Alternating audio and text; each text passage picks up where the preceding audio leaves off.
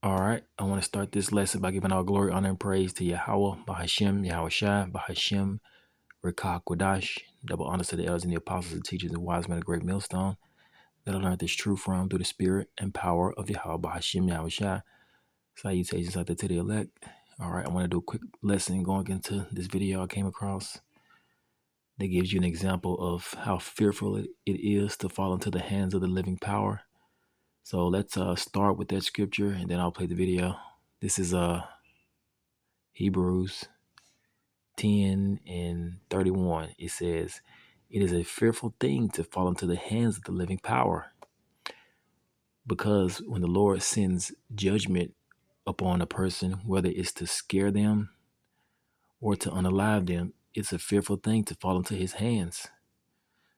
Let's get a precept to that. This is Psalms 90 and 11. It says, "Who knoweth the power of thy anger? Even according to thy fear, so is thy wrath." You see, so the Lord can scare a person, in his wrath to the point where it either unalives them or they change their ways, or they never forget the thing that happened to them. You see, because of that amount of fear that he puts or that he brings, to them. All right, so let's give you an example of that fear that the Lord brings to individuals. It was a Thanksgiving to remember. James Michael Grimes knows he's lucky to be alive. My worst fear is drowning, and that was something I did not want to have to face. The 28-year-old going overboard a cruise ship in the middle of the night, saying he spent about 20 hours treading water alone in the Gulf of Mexico. I wanted to see my family, and I was dead set on making it out of there. I was never accepting that this is it.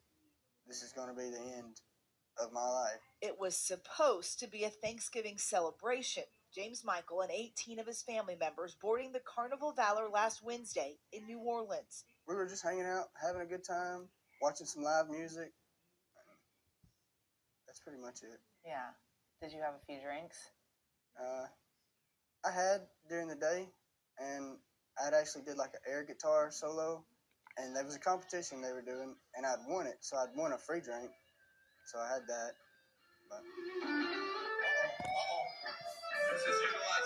But you hadn't had you weren't inebriated, had a ton of drinks. No, ma'am. No. How many drinks do you think you'd had? I couldn't really say. Around 11 p.m. that first night on board, James Michael told his sister he was going to the bathroom. What happened next is still unclear. Do you remember leaving and going to find the bathroom? No, ma'am. Do you remember falling off the boat? No. So you don't know how it happened? No, ma'am. I came to regain consciousness. I was in the water with no boat in sight. With no boat in sight. And you see, it's a fearful thing to fall into the hands of the living power. Let's get another scripture. This is Psalms 66 and 5. It says, "Come and see the works of the Lord," or of God, of the Most High. "He is terrible in his doing towards the children of man." You see, that's the power of the Lord. It can be very terrible. Let's get a precept to that. This is let's see.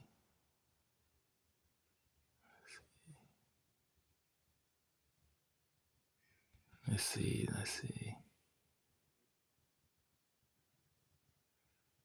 This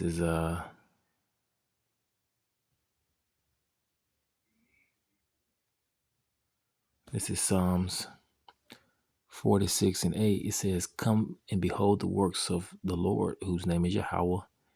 What desolations have he made in the earth?" You see? Let's look up the word desolations. Let's see. Desolations. All right. Shemal.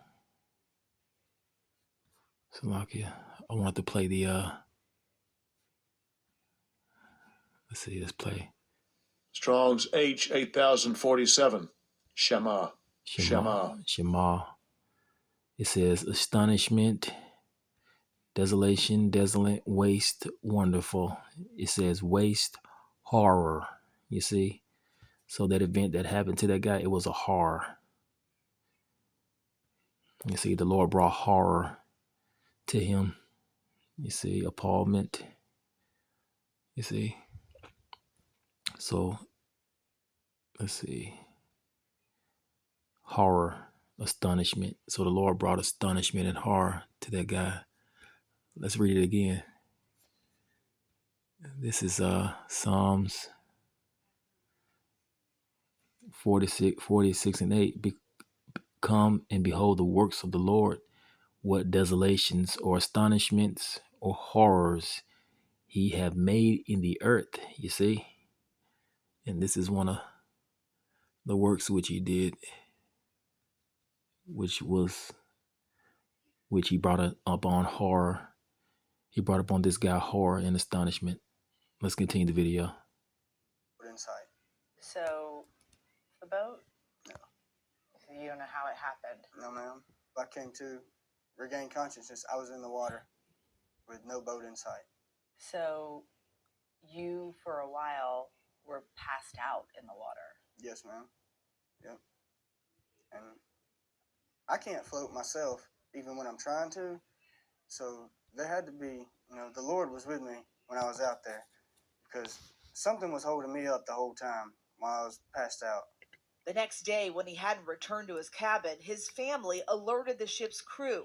At 2:30, more than 12 hours after James Michael was last seen, Carnival notified the Coast Guard of a missing passenger. We did have a fairly significant search area. It was a potential of over 7,000 miles of ocean we had to search.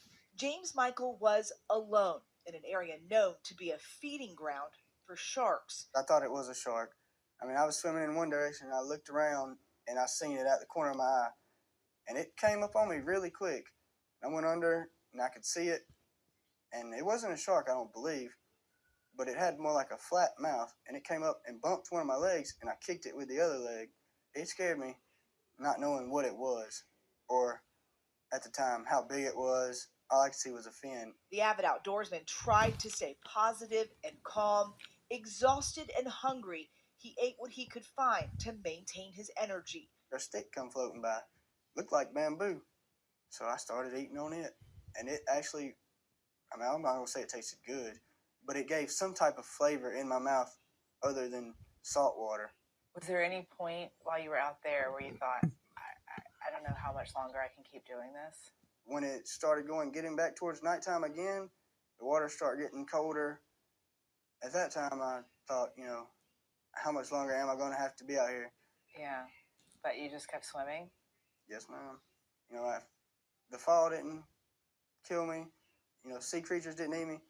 I felt like I was meant to get out of there. As the sun was going down Thanksgiving night, James Michael says he spotted a glimmer of hope, the lights from a tanker ship, and decided to swim towards it. That was my final little burst of energy. The strength that I had, I used pretty much every bit of it to try to make it to one of them. The Coast Guard then arriving, his miraculous rescue captured on camera. When the Coast Guard got there, yeah, what happened? They circled the boat 2 or 3 times looking for me. And, I'd done taken off my socks and everything and was just waving them around my head, trying to do something where they could see me.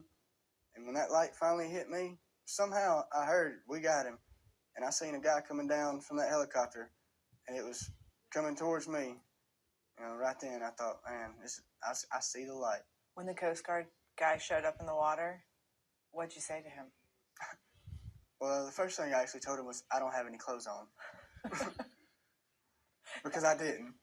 I'd been stripped out of everything. He said, that's fine. All right, and I was just like, okay. And he told me to hold on to this life vessel, and I was just thinking, thank you. You're like a guardian angel coming down for me. His rescuers believe he was seconds away from not making it. I swam to as fast as I could. As I got to him, I shoved the rescue sling under his arms and collapsed into it. He had nothing left. James Michael says the whole experience has given him new purpose. These were actually the pants that I'd plan on wearing on the cruise, but never got to. And I put them on this morning, and I reached in the pocket, and there was something, it was a fortune. It says, "Life's a beach, enjoy the waves." Do you think it changed you? Yes, definitely. It opened my eyes. I take things for granted, I reckon, or a lot of people do. Do you think you'll go on a cruise ship again? Yeah, I will. Really? Yeah, I ain't gonna let it discourage me that much. I might not get within 10 foot of the rails, but I'll definitely be open to going on another cruise because I really didn't get to go on this one. And as you saw, you see the Lord, he put fear on this what seems to be an Edomite. You see, the Lord brought fear, and from what you saw in the video, he seemed to have a new way of thinking now. The Lord scared him. It seemed like the Lord scared him, straight. Let's see.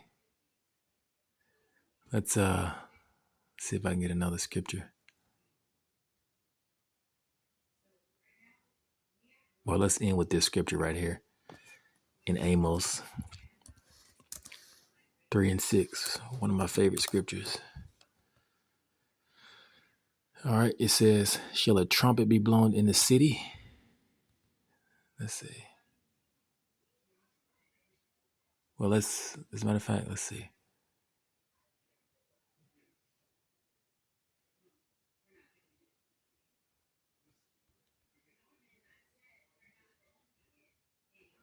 Let's start at verse 4. It says, "Will a lion roar in the forest when he have no prey? Will a young lion cry out of his den if he have taken nothing? Can a bird fall in a snare upon the earth where no gin is for him?" You see? So the Lord caused that situation to happen to that guy as sort of like a snare to scare, to bring terror upon him. It says, "Shall one take up a snare from the earth and have taken nothing at all? Shall a trumpet be blown in the city and the people be not afraid?" Of course they're going to be afraid. "Shall there be evil in the city and the Lord have not done it?" You see? So the Lord brought that horror, that evil to that guy for a purpose. If you ask me, it had to have been for a purpose to scare him into, changing his lifestyle or something of the sort. So you can tell by his demeanor, he's changed some stuff in his life. So the Lord brought that terror upon him. You see? Give you an example that it can be a fearful thing to fall into the hands of the living power. So I'll end the lesson here. All praises to Yahweh, Bahashim Yahushua, Bahashim Rikakwadash. Shalom.